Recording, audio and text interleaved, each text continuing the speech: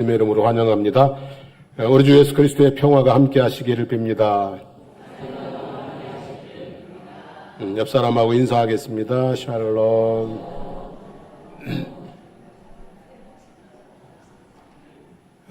소리가 뒤에 잘 들립니까?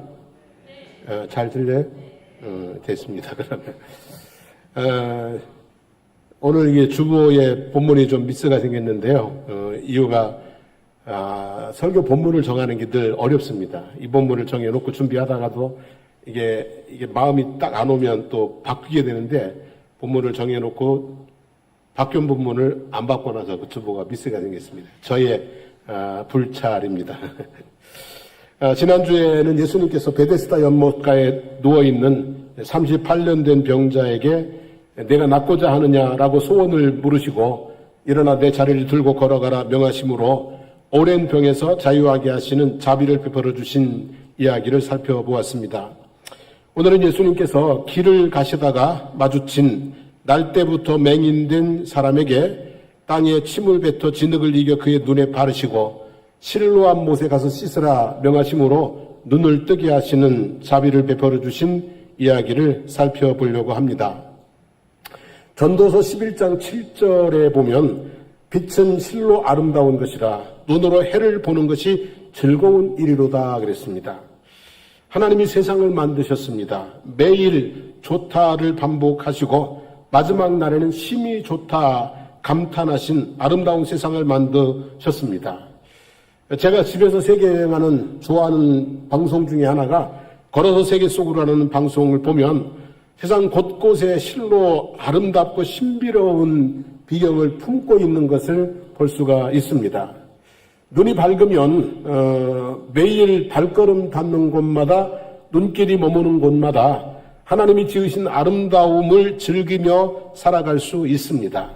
국내 여러 곳으로 그리고 또는 해외로 아름다운 곳을 찾아다니며 즐기고 인생샷 몇 장 건져오는 즐거움은 인생의 특별한 선물이 아닐 수가 없습니다.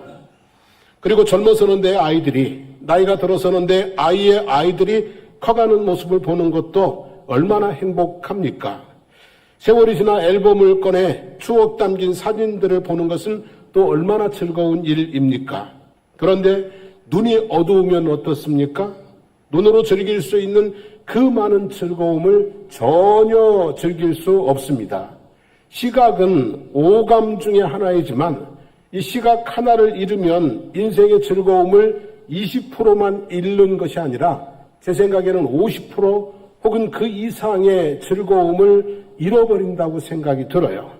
그리고 우리가 겪어보지 못한 엄청난 불편과 두려움을 겪으며 살아가야 됩니다.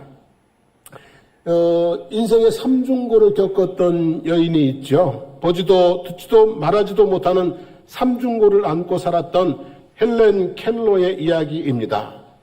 헬렌 켈러가 어느 날 숲속을 다녀온 친구에게 무엇을 보았느냐고 물었습니다. 그랬더니 그 친구는 별반 특별한 것이 없었다고 말했습니다. 헬렌 켈러는 이해할 수가 없었습니다. 두 눈 뜨고도 두 귀 열고도 별로 특별히 본 것도 들은 것도 없고 할 말조차도 없다니 참 안타깝게 생각이 들었습니다. 그래서 사흘만 볼 수 있다면 이란 글을 발표하게 되었습니다. 만일 내게 유일한 소원이 있다면 그것은 내가 죽기 전에 꼭 사흘 동안만 눈을 뜨고 세상을 보는 것이다. 만약 내가 눈을 뜰 수만 있다면 나는 내 눈을 뜨는 첫 순간 나를 이만큼이나 가르쳐준 내 스승 앤 설리반을 찾아갈 것이다. 지금까지 손끝으로 만져 익숙해진 그의 인자한 얼굴과 아름다운 몸매를 몇 시간이고 물끄러미 바라보며 그 모습을 내 마음 깊숙이 간직해둘 것이다. 그 다음엔 들로 산으로 산보를 나가리라. 바람에 나풀거리는 아름다운 잎사귀들, 들에 핀 예쁜 꽃들과 저녁이 되면 석양으로 빛나는 아름다운 노을을 보고 싶다. 다음날 일어나면 새벽에는 먼동이 트는 웅장한 광경을, 아침에는 메트로폴리탄에 있는 박물관을, 그리고 저녁에는 보석 같은 밤하늘의 별들을 보면서 또 하루를 보낼 것이다. 마지막 날에는 일찍 큰 길에 나가 출근하는 사람들의 얼굴 표정을, 아침에는 오페라 하우스, 오후에는 영화관에 가서 영화를 보고 싶다. 어느덧 저녁이 되면 건물의 숲을 이루고 있는 도시 한복판으로 걸어나가 네온 사인이 반짝이는 쇼윈도 위에 진열된 아름다운 물건들을 보면서 집으로 돌아올 것이다. 그리고 눈을 감아야 할 마지막 순간 사흘 동안이나마 눈으로 볼 수 있게 해주신 나의 하나님께 감사 기도를 드리고 영원히 암흑 속으로 돌아가리라는 글을 냈습니다. 여러분, 볼 수 있다는 것이 얼마나 큰 은혜인지 모릅니다. 볼 수 있는 것만으로도 얼마나 즐거울 수 있는지, 얼마나 행복할 수 있는지 모릅니다. 눈을 감는 그날까지 볼 수 있음에 감사하며 살아가십시다. 예수님과 제자들이 길을 가다가 날 때부터 맹인된 사람을 보았습니다.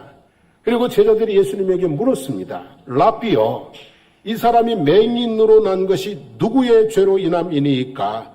자기니까 그의 부모이니까? 라고 물었습니다. 예수님의 제자 시기나 되어가지고 무슨 질문이 그렇습니까? 어쩌다 저렇게 된 것입니까? 정녕 눈을 뜰 수는 없는 것입니까? 라고 물으면 어디가 덧납니까? 주여, 저 사람에게 자비를 베풀어 주소서 라고 부탁을 했으면 얼마나 좋겠습니까?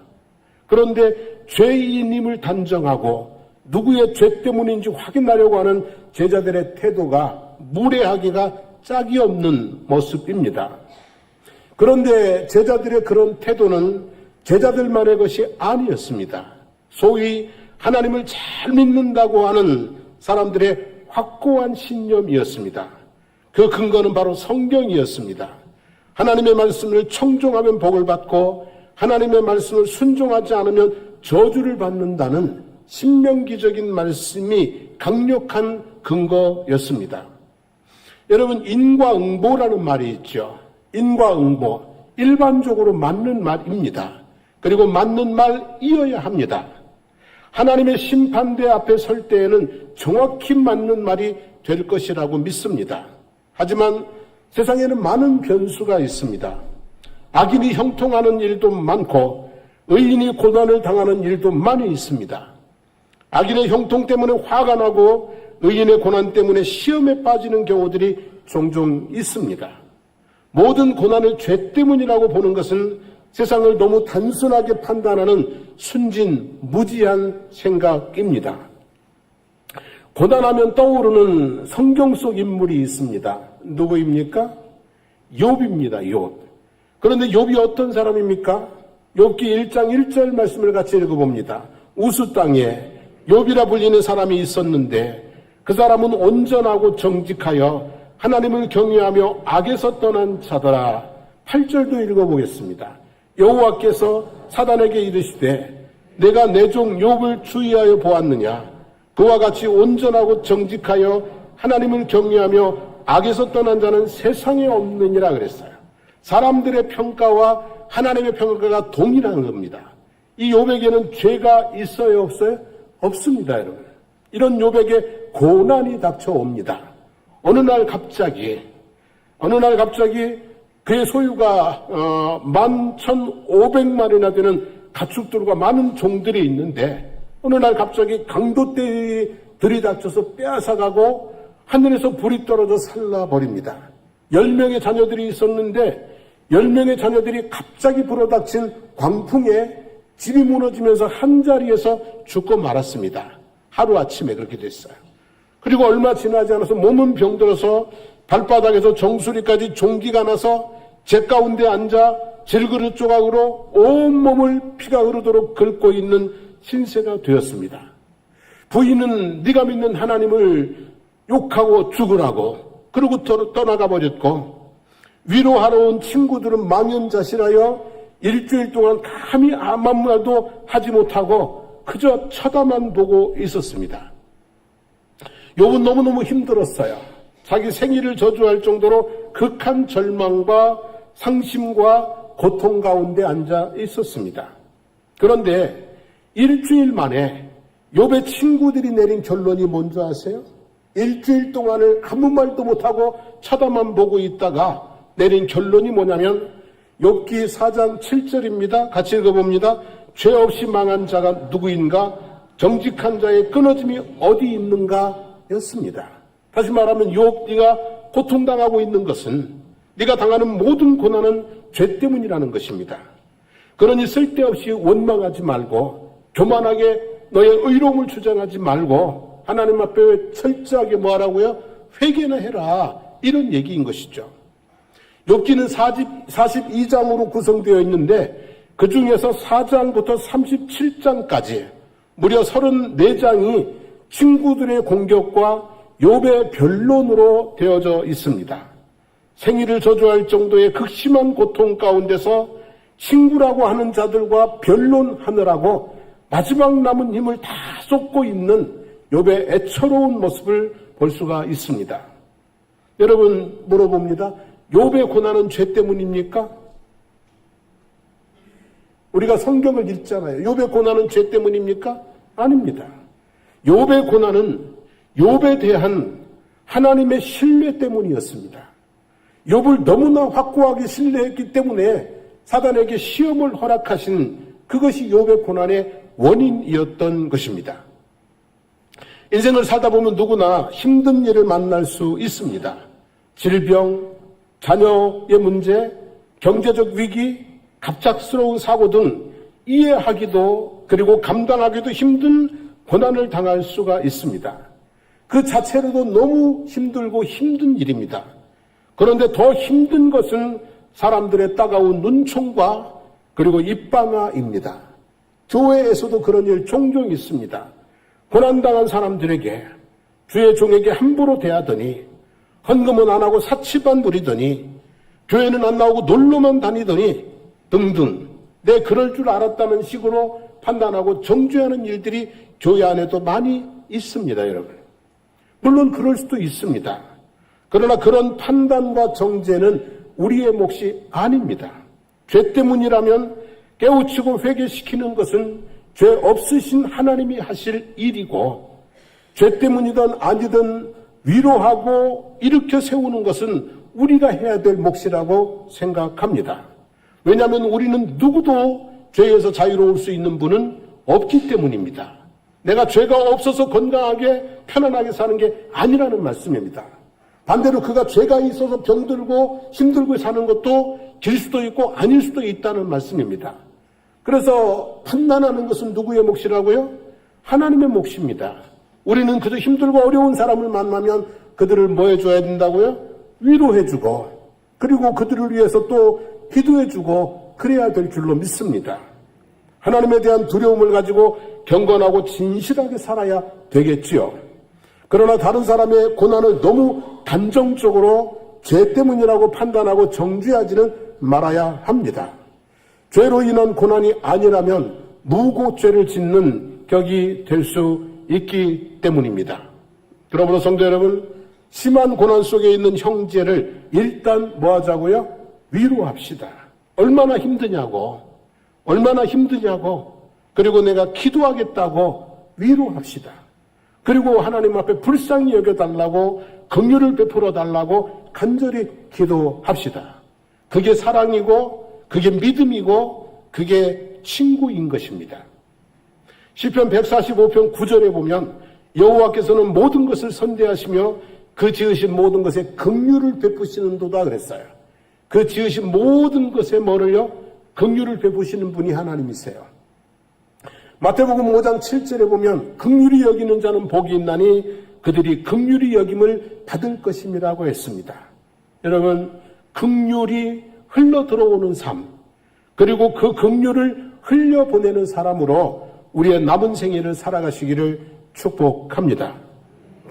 제자들의 질문에 대한 예수님의 대답이 있습니다. 무엇입니까?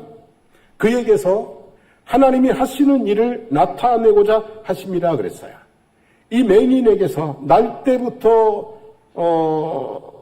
맹인된 이 사람에게서 하나님이 하시는 일을 나타내고자 하신다 그랬어요. 그러면 이것은 하나님의 계획 가운데 뭘로 태어났다는 거예요? 맹인으로 태어났다는 거죠.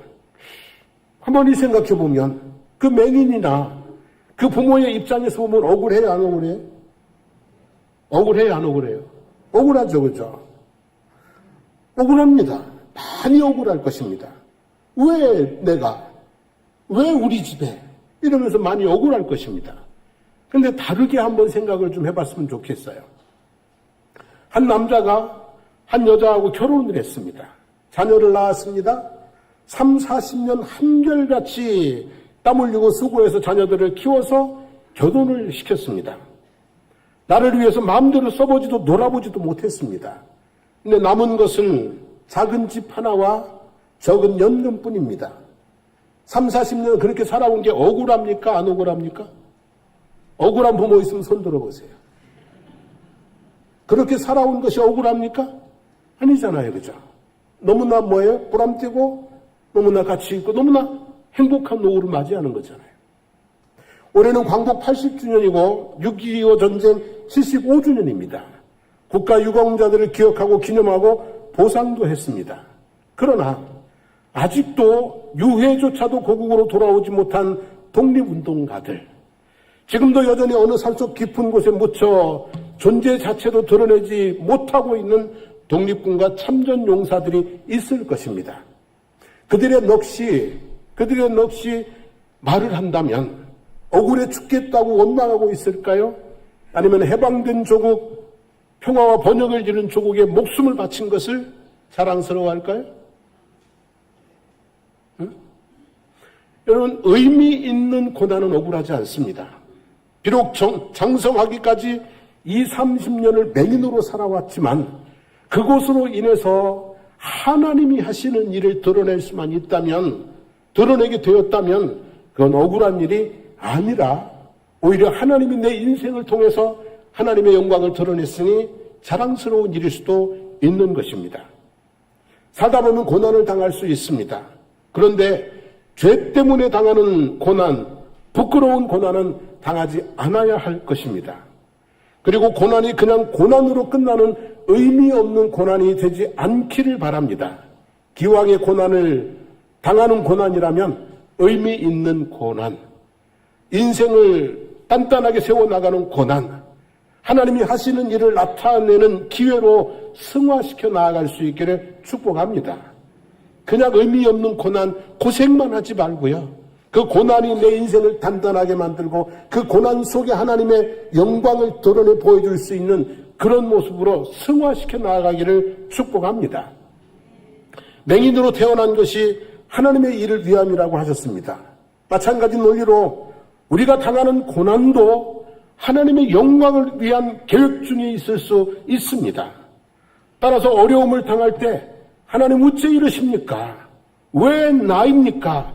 라고 한없이 원망만 하지 말고 내가 지은 죄가 많아서 이런 고난을 당하는가 보다 죄책감에 빠져서 신세한탄 하지만 말고 하나님이 하시는 일을 나타낼 기회이겠구나. 하나님 이 고난을 통해서 하나님이 영광을 받으시옵소서. 그렇게 긍정적인 신앙으로 반응하시고 또 그런 역사를 만들어내시기를 주님의 이름으로 축복합니다. 예수님께서 이제 맹인의 눈을 밝히시기 전에 이렇게 말씀하셨습니다. 내가 세상에 있는 동안에 세상에 뭐라고요? 빛이다 그랬어요. 내가 세상에 있는 동안에는 내가 세상의 빛이다 그랬어요. 여러분, 똑같은 사물이라도 어떤 빛에서 보느냐에 따라서 다르게 보입니다. 저는 바다를 참 좋아해요. 그래서 제가 목회지를 바다로만 돌았어요. 포항에서 진해에서 여기 거제까지. 그래서 이제 바다를 참 좋아해요. 근데 여러분, 똑같은 바다이지만 어느 빛에서 보느냐에 따라서 바다색이 같아요? 달라요? 다르잖아요. 아침 해가 떠오르는 바다는 붉고 청명한 하늘 아래 바다는 파랗고 그리고 해가 진 바다는 뭐예요? 검고 그런 것입니다. 영적 세계도 마찬가지입니다. 어떤 빛에서 보느냐에 따라 다른 것을 보게 됩니다. 같은 것을 다르게 보게 됩니다. 유대인들은 율법의 빛 아래에 있었습니다. 율법은 옳고 그름, 죄와 의를 판단하는 것입니다. 예수님은 은혜를 베푸시는 분입니다. 예수님은 뭐예요? 은혜를 베푸시는 분입니다. 그래서 율법의 빛 아래에서 보면 고난 속에 뭐가 보이냐면 죄가 보이는 거예요. 율법의 빛 아래서 보면 고난당하는 사람들 속에서 뭐가 보이는 거예요? 죄가 보이는 거예요. 그러니까 누구의 죄 때문입니까? 라고 묻는 거예요. 하지만 예수님의 빛 아래서 보면 고난 속에 은혜가 보이는 거예요. 저 사람, 저 고난을 통해서 하나님이 하실 일이 무엇입니까? 이렇게 보이는 거예요. 여러분, 예수 그리스도의 빛 아래서, 즉 은혜라는 관점에서 세상을 바라보시고 우리의 삶을 바라볼 수 있기를 축복합니다. 율법의 빛 아래서가 아니라 예수 그리스도의 은혜의 빛 아래서 세상을 보고 우리의 삶을 봐야 돼요. 그러면 마음의 눈이 밝아져서 세상의 아름다움, 주변 사람들의 소중함, 여러분의 인생의 무한한 가능성, 그리고 영혼의 눈이 밝아져서 내게 베풀어 주신 한없는 은혜, 하나님의 계획, 하늘의 소망을 볼 수 있게 될 줄로 믿습니다. 부디 여러분, 우리는 예수 믿는 사람들입니다. 다시 말하면 예수 그리스도의 빛 아래서 세상을 보고 사람을 보고 내 인생을 보는 사람들입니다. 그래서 누구의 죄 때문입니까? 이렇게 묻는 것이 아니라 저에게 긍휼을 베풀어 주십시오. 이 고난을 통해서 하나님이 하시고자 하는 일이 무엇입니까? 이렇게 물으면서 가는 것이 우리의 인생길인 줄로 믿습니다. 이제 예수님께서 맹인의 눈을 뜨게 하시는 행동을 살펴보려고 합니다. 무엇을 하셨어요? 땅에 침을 뱉어서 진흙을 이겨 맹인의 눈에 바르시고, 그리고서 뭐라고 했어요? 실로암 못에 가서 씻으라고 명령하셨습니다. 실로암 연못은 그 당시 예루살렘 사람들의 유일한 식수원입니다. 히스기야 왕이 적들의 침입을 대비해서 성 밖에 있는 기온샘 물을 지하 터널을 뚫어서 성 안으로 끌어들인 식수원입니다. 그러니까 모든 사람들이 저곳에 가서 뭐 하는 거예요? 아침 저녁으로 물을 길러 가는 곳입니다. 가는 길이 복잡하겠어요? 한가하겠어요? 복잡하겠죠, 그죠? 모든 성 사람들이 저기 가서 물을 길러야 되니까. 근데 사진을 한 번 더 보세요. 내려가는 길이 어때요? 계단이 참 많아요, 그죠? 그리고 습기가 많으니까 계단이 뭐 할 수 있어요? 미끄러울 수 있어요. 다시 말하면 맹인으로서 저 실로암 못에 내려가서 눈을 씻는 것은 쉬운 일이다, 어려운 일이다? 그죠? 복잡하고, 그리고 낙상이라도 하면 다칠 수도 있는 그런 상황입니다. 그런데 그곳에 가서 씻으라고 합니다. 좀 이해가 되지 않는 부분입니다. 지난주에 보았던 38년 된 병자를 고치실 때에는 뭐라고 하셨어요? 네가 낫고자 하느냐? 그랬어요. 소원을 물으셨어요. 그리고 일어나 내 자리를 들고 걸어가라. 그렇게 하셨어요. 아무 요구도 없고 아무 조건도 없이 너무나 쉽게 고쳐주셨단 말이에요. 말씀의 힘만으로. 그런데 이 맹인에게는요, 날 때부터 소경돼서 20, 30년을 답답하게 살아온 맹인에게 굳이 침을 뱉어서 진흙을 이겨서 눈에다가 쳐 바르고, 죄송합니다. 하나님 주님이 하신 말씀. 눈에다가 막 진이겨 바르고, 그리고 그 눈으로 또 그 꼴로 어디까지 가라고요? 그 복잡한, 그 많은 계단이 있는, 잘못하면 미끄러지면 다리가 부러질 수도 있는 그곳에 가서 씻으라고 하시죠. 이해가 잘 안 되는 부분인데요. 근데요, 이 또한 하나님이 은혜 베푸시는 방법 중에 하나인 것입니다. 하나님께서 은혜를 베푸시는 방법을 크게 세 가지로 생각해 볼 수 있습니다. 첫째는요, 아무 조건 없이 은혜를 베푸시는 겁니다. 38년 된 병자에게 아무 조건 없이 은혜를 베푸셨잖아요. 내가 낫고자 하느냐? 소원을 물으시고 내 자리를 들고 일어나 걸어가라. 아무 조건 없이 그냥 은혜를 베푸셨어요. 둘째는 믿음을 따라 믿음을 보고 은혜를 베푸시는 경우입니다. 12해를 혈루증으로 앓던 고생하던 여인이 있었습니다. 예수님의 옷만 만져도 뭐하겠다? 낫겠다라는 믿음이 있었습니다. 그 여인에게 예수님께서 말씀하셨습니다. 내 믿음이 너를 구원하였느니라. 믿음으로 은혜를 얻었다는 말씀이죠. 셋째는 순종을 통해서 은혜를 베푸시는 경우입니다. 오늘 우리가 보고 있는 본문에 등장하는 맹인은 자기 눈에 진흙을 이겨 바른 사람이 누구인지 몰랐어요. 눈을 뜨게 되리라는 언질도 없었어요. 그냥 무슨 믿음이 있었는지 모르겠지만 어쨌든 그는 어디까지 갔어요? 실로암까지 가서 눈을 씻었어요. 그리고 눈을 떴어요. 이 순종으로 얻은 뭐입니까? 은혜인 거죠. 그죠? 믿음보다는 뭐예요? 순종으로 얻은 은혜예요. 자, 아무 조건 없이 받는 은혜. 믿음으로 받는 은혜. 세 번째, 순종으로 받는 은혜. 어떤 은혜가 제일 좋아요? 당연히 아무 조건 없이겠지, 그죠? 아무 조건 없이 베푸신 은혜가 제일 좋습니다. 근데요, 여러분, 매일매일 그렇게 우리의 소원을 들어주신다면 얼마나 좋겠어요.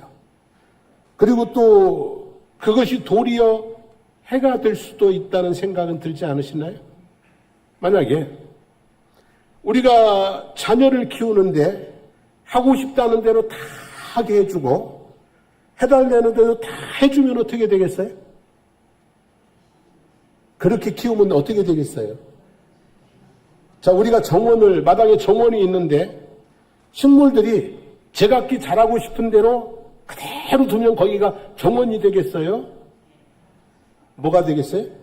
아무것도 안 되는 거잖아요. 그죠? 그러니까 여러분, 하나님은 그래서 조건 없는 은혜와 조건 있는 은혜를 적절히 섞어서 우리에게 은혜를 베푸시는 거예요. 그래야 우리의 인생이 뭐예요? 건강하게, 삶이 질서가 잡힌 정말 아름다운 모습으로 만들어져 갈 수 있기 때문인 거예요. 믿습니까? 그죠? 그러면 조건 없는 은혜만 다 베풀어 주시면 그러면 인생이 다 망가져요. 엉망이 돼요. 자, 믿음을 보고 베푸시는 은혜와 순종을 통해 베푸시는 은혜 중에 어느 것이 더 쉽다고 생각하세요? 믿음, 순종 둘 중에 어느 게 더 쉽게 생각하세요, 여러분? 뭐 둘 다 쉽지는 않아요. 근데 이제 사람 따라 다른데요. 한번 예를 들어 하나 보겠습니다. 엘리사가 나아만 장군에게 너는 가서 요단강에 몸을 7번 씻으라. 내 살이 회복되어 깨끗하게 되리라 그랬어요. 이 말을 믿는 것이 쉽습니까? 순종하는 것이 쉽습니까?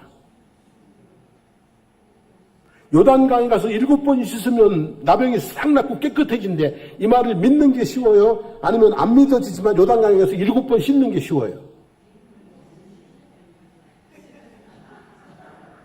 사실이 그래요, 여러분.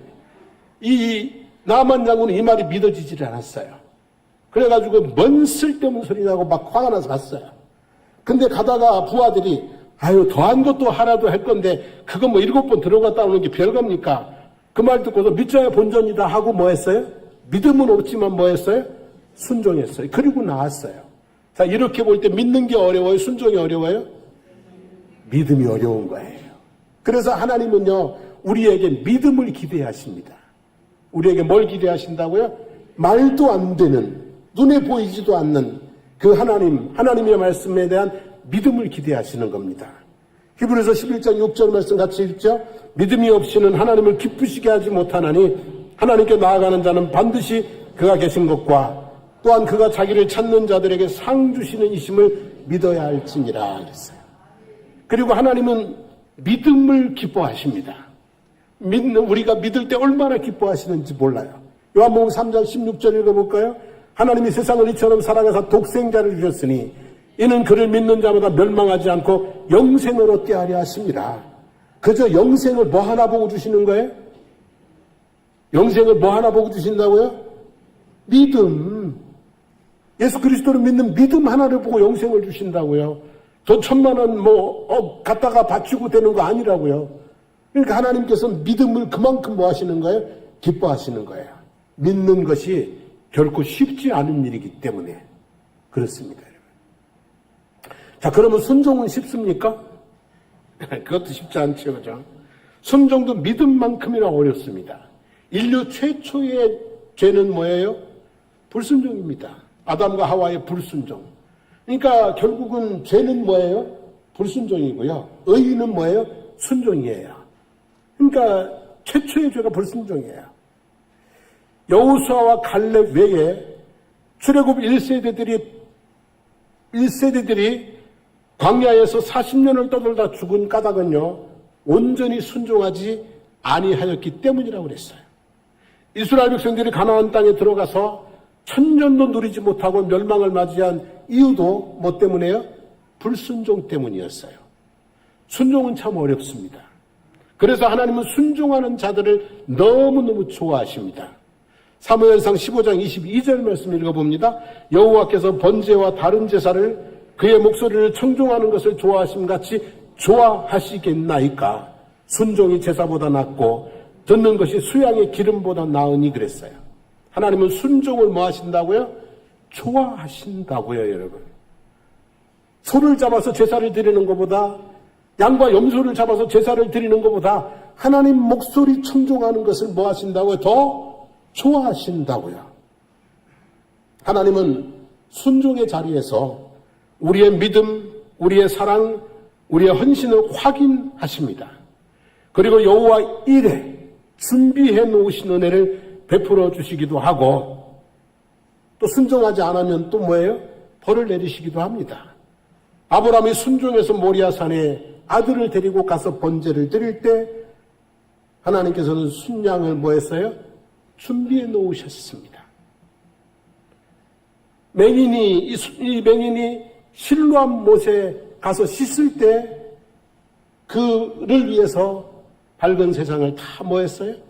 보게 준비해 놓으신 것입니다. 성도 여러분, 우리는 참으로 많은 조건 없는 은혜를 누리고 살고 있다고 믿습니다. 정말로요, 많은 조건 없는 은혜. 아침에 눈을 뜨면 해가 솟아나고 그 가운데서 하루를 살아가는 많은 은혜 가운데서 살고 있습니다. 근데 여기에다가 믿음과 순종으로 더 많은 은혜를 누리고 살아갈 수 있습니다. 믿음으로 바라는 것들을 이루시고 순종으로 예비된 은혜를 더하시고, 그래서 은혜 위에 은혜를 더해 나가시는 복 있는 삶을 살아가기를 주님의 이름으로 축복합니다. 제가 옛날에 이제 학교를 잠시 휴학하고 방위를 마치고 복학을 했더니 그때 이제 후배들이 즐겨 부르던 찬송이 있었어요. 그게 오늘 어두운 밤에 86년도인가 그때 유행하던, 아주 유행했던 찬양이에요. 우리 일어나셔서 실로암 찬양하고 기도하겠습니다.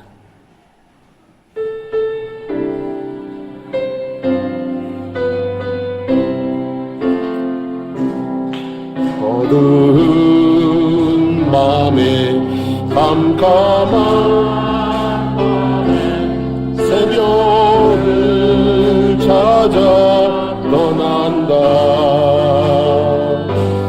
종이 울리고 나이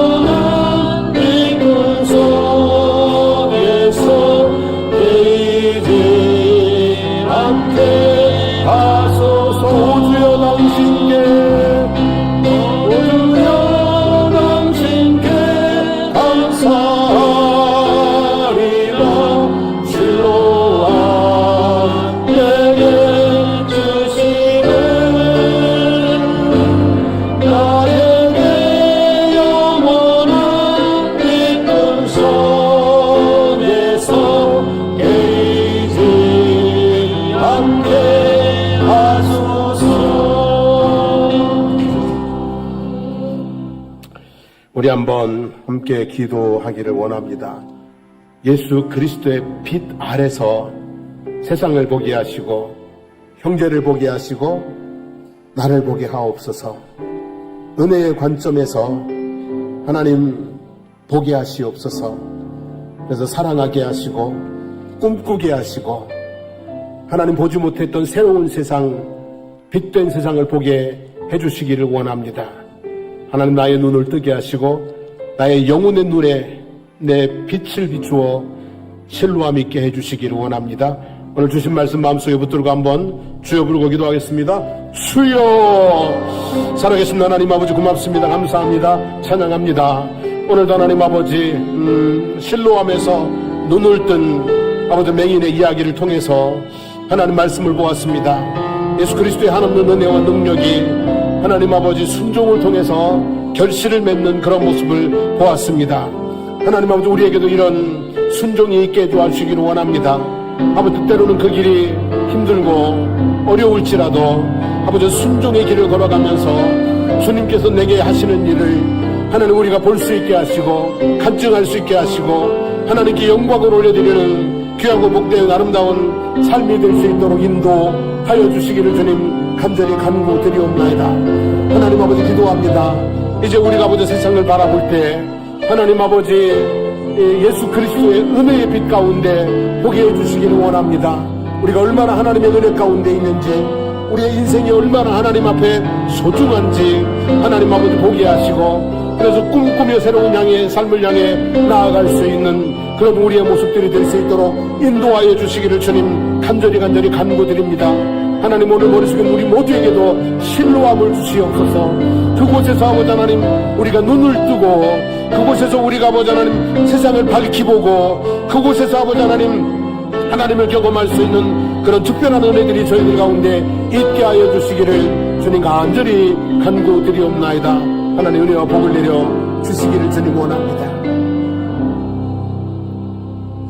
하나님 우리의 눈에 밝은 빛을 주시옵소서. 우리가 세상을 바라보듯이 우리가 우리에게 베풀어 주신 하나님의 은혜를 밝히 볼 수 있도록 도와주시고 나를 통해서 하시고자 하는 하나님의 계획을 선명하게 볼 수 있게 해주시기를 원합니다. 그래서 늘 감사하고 늘 하나님의 부르심의 소명을 따라 하나님 반듯하게 삶의 걸음을 걸어가고 하나님이 내게 얼마나 많은 은혜를 베풀으시는지를 깨달아 알아서 많은 사람들과 함께 긍휼을 흘려보내는 그런 아름다운 삶도 살아갈 수 있도록 인도해 주시기를 주님 원합니다. 하나님 우리에게도 가야 될 신뢰함이 있을 것입니다. 하나님 그 길이 어둡다고 그 길이 멀다고 그 길이 복잡하다고 중간에 멈추지 않게 하시고 우리가 가야 될 그 신뢰함에 가서 눈을 씻어 밝히 보는 은혜를 저희들 모두가 다 누릴 수 있도록 축복하여 주시기를 간절히 간구드리옵나이다. 이제 아버지는 하나님이 비추시는 놀라우신 은혜의 빛 가운데 저희들이 소망을 따라 남은 생애를 걸어갈 수 있게 하여 주실 줄로 믿습니다. 이제는 우리 주 예수 그리스도의 하나님의 은혜와 하나님 우리 아버지 영원 부부하신 사랑하심과 성령님의 감화감동 충만 교통케 하시는 역사가 신뢰함에서 눈을 뜨기를 바라는 사랑하는 모든 성도들 머리머리 위에 삶의 모든 여정들 가운데 우리 사랑하는 장승포 교회와 거짓 지역과 나라와 민족 위에 이제부터 영원토록 함께 하시기를 간절히 축원하옵나이다. 아멘.